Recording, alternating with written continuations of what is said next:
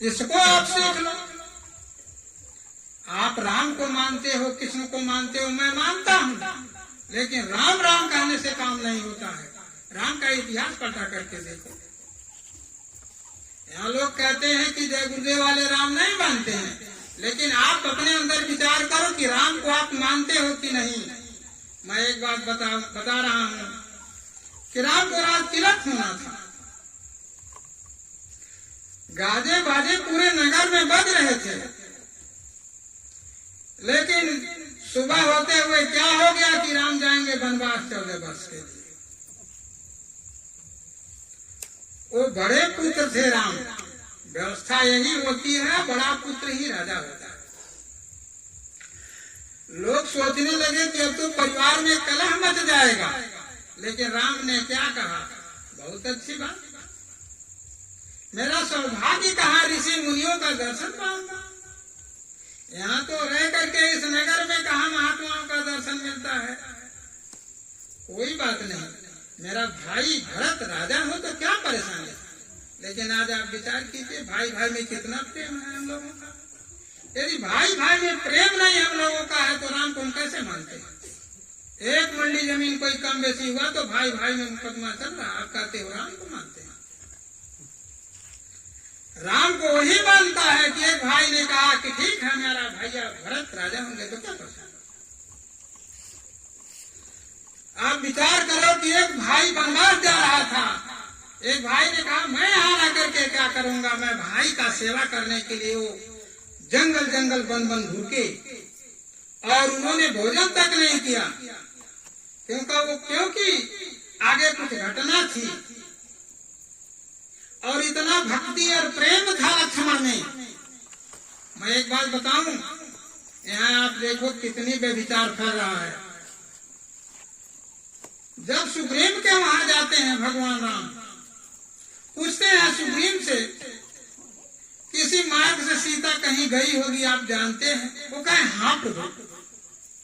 एक नारी रोते हुए आकाश मार्ग से जा रही थी, कोई ले जा रहा था, वो अपने गहने को उसने गिरा दिया। यहाँ देखिए प्रभु, ये आपके जो है पत्नी की ये गहना है। राम कहते हैं लक्ष्मण जरा देखो, पहचानो तो। लक्ष्मण कहते हैं प्रभु, मैं भाभी का मुंह नहीं देखा आज तक, सिर्फ चरणों को मैंने देखा, और मैं इस हार और गहने को कैसे पहचान सकता। अब आप विचार करो, आज बड़ा भाई कहीं चला जा रहा है तो छोटे भाई के विचार में गलत भाव आ जाते हैं। मैंने सुना है कितने भाई भौजाई को कितने बुरी बुरी गाली दे रहे हैं, माताओं को कितनी बुरी बुरी गाली दे रहे हैं। आप राम को कैसे मानते हैं, हमको समझा दीजिए। रामायण में सीधे लिखा है भगवान राम के लिए कि प्रातः काल उठ के रघुनाथा, मातु पिता गुरु नाम महिमा था। सुबह उठ करके भगवान राम माता पिता और गुरु का सबसे शीश झुकाते थे। यदि आप राम को मानते होंगे तो काम करते होंगे। तो ये सब बहुत सारी बातें हैं प्रेमियों, समय का अभाव है। मैं आप लोगों से यही प्रार्थना करूंगा कि राम राज्य का स्थापना करो। राम को मानो तो बहुत बढ़िया बात है, भगवान कृष्ण को मानो तो बहुत बढ़िया बात है, लेकिन आप कहते हो झंडा सिर्फ लगा लिए।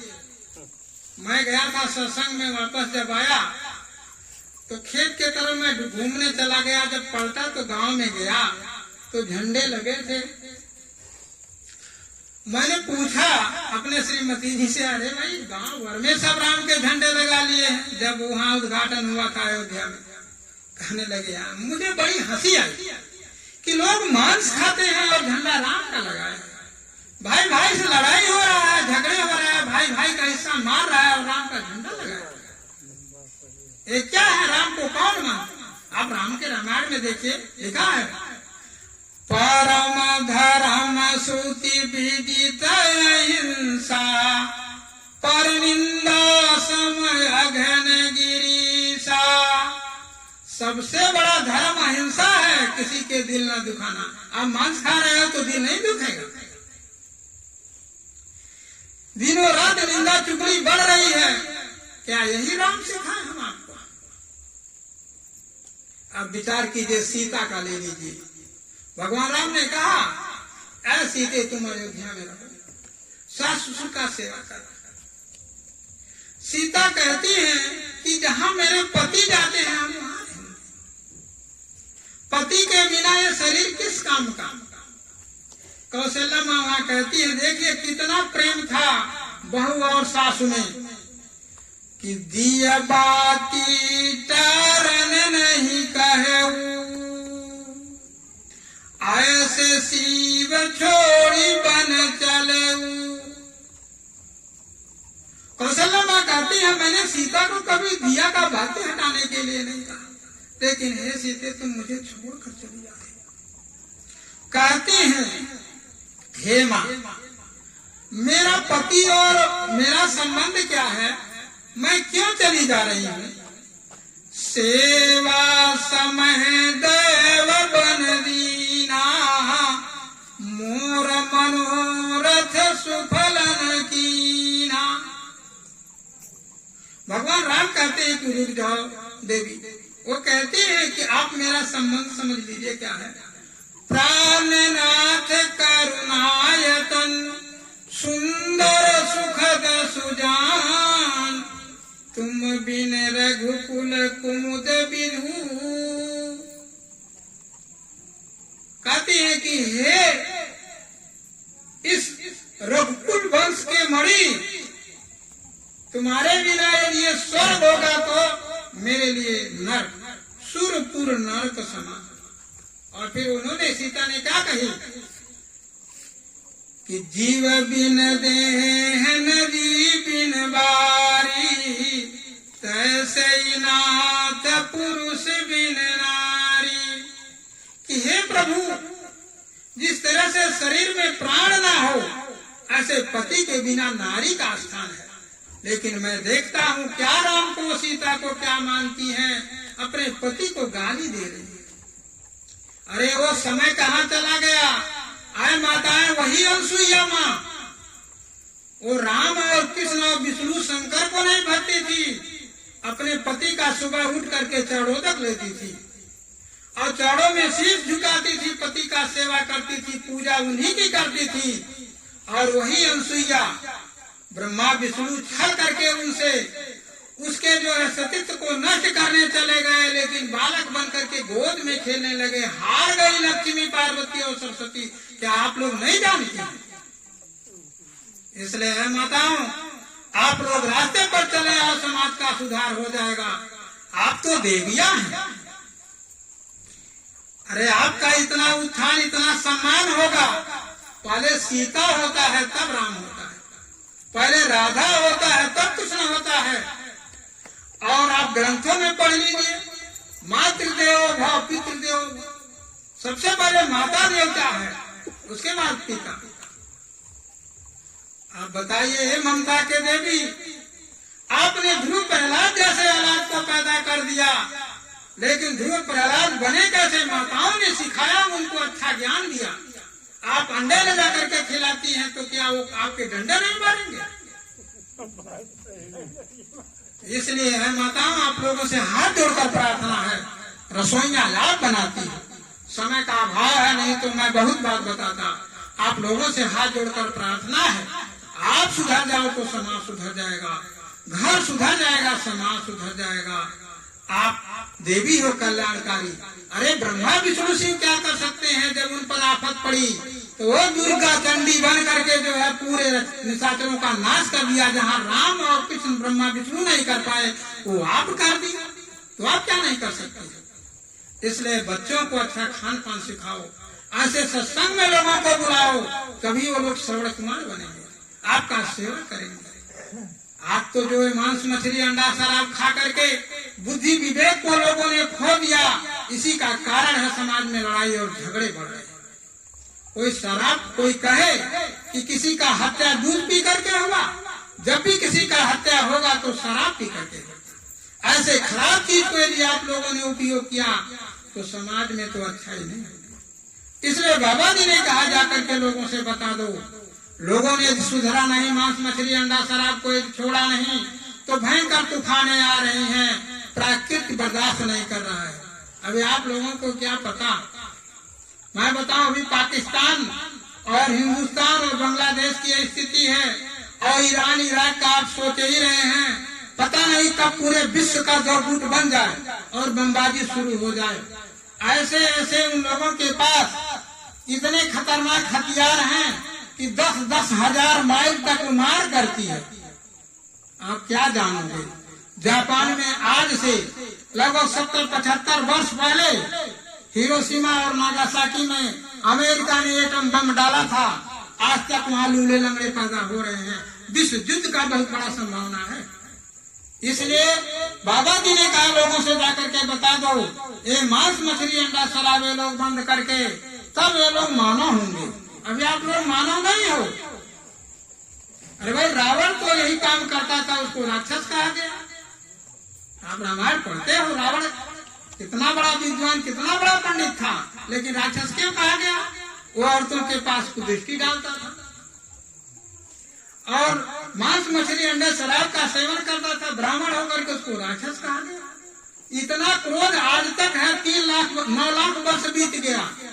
अभी रावण के बेविचार के कारण उसके पुतले हर साल जलाए जाते हैं।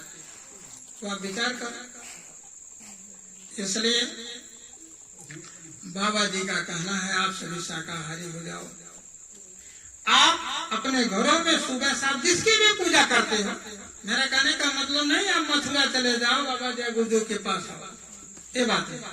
आप राम को मानते हो, रामायण पढ़ लो, राम का अनुसरण करो। आप कृष्ण को मानते हो तो कृष्ण का अनुसरण करो। भगवान कृष्ण ने क्या कहा उसको आप पढ़ो। भगवान कृष्ण ने कहा कि देखो, प्रभु का भजन करो, अपने अंदर कोई आकांक्षा लेकर के नहीं कि मैं मुझे राजा बना दो, मुझे घर बारे कर दो, कुछ नहीं। उन्होंने यही कहा कि मेरे धाम आने के लिए तुम सबसे पहले सात्विक हो जाओ, अच्छा विचार अपने अंदर लाओ और तब मेरा ध्यान करो और मेरे लोग प्यार करो। ये बात भगवान किसने कहा? राम ने भी।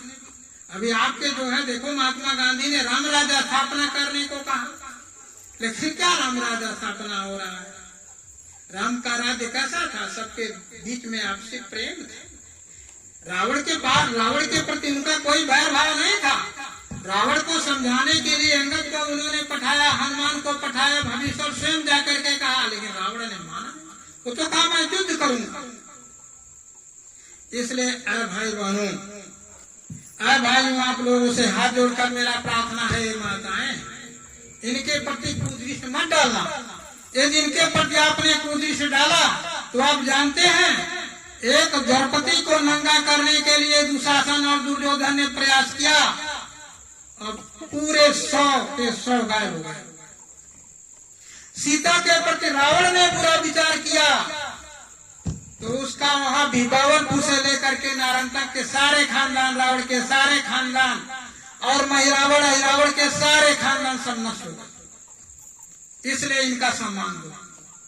और आप लोगों से प्रार्थना है, अपने बच्चों को अच्छा ज्ञान सिखाओ, सबको शाकाहारी बनाओ और उनको पूजा पाठ में लगाओ, उनको पढ़ाई में लगाओ और पढ़ लिख करके आगे चल करके नैतिकवान बनेंगे, तब आपका सुरक्षा होगा। एक कहते हुए देखिए, हम अपने बाड़ी पर विराम देना चाहते हैं। बाबा जी का यही कहना है कि शाकाहारी हो जाए, आने वाले मुसीबतों से आप लोग बच जाए।